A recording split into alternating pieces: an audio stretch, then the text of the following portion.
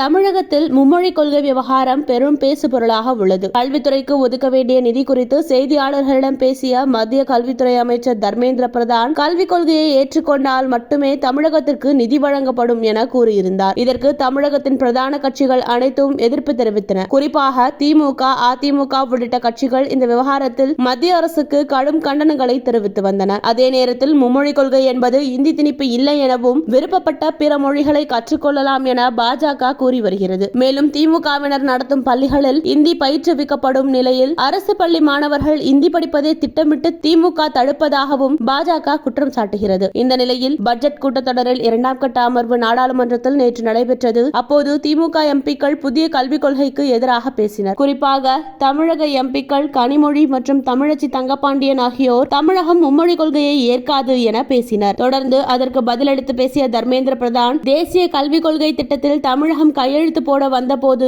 Super முதல்வர் அதை தடுத்து விட்டார். இப்படியெல்லாம் செய்வதன் மூலம் தமிழக மாணவர்களின் எதிர்காலத்தை அம்மாநில அரசு வஞ்சிக்கிறது. திமுகவினர் நாகரிகமற்றவர்கள், அவர்கள் ஜனநாயகமற்றவர்கள். அம்மாநில மாணவர்களின் நலனில் அக்கறை இல்லாமல் இருக்கிறார்கள். மாணவர்களின் எதிர்காலத்தை சீரழிக்கிறார்கள். அம்மாநில மக்களுக்கும் அவர்கள் நியாயமானவர்களாக இல்லை என்றார். இந்த நிலையில் மத்திய அமைச்சர் தர்மேந்திர பிரதான் நாடாளுமன்றத்தில் பொய்யான தகவல்களை தெரிவித்ததோடு தமிழ்நாட்டைச் சேர்ந்த எம்பிக்களையும் தமிழக மக்களையும் அவமதித்துள்ளதாகவும் அவர் மீது நடவடிக்கை எடுக்க வேண்டும் எனவும் நாடாளுமன்ற சபாநாயகர் ஓம் பிர்லாவிடம் திமுக எம்பி கனிமொழி உரிமை மீறல் நோட்டீஸ் வழங்கியுள்ளார்.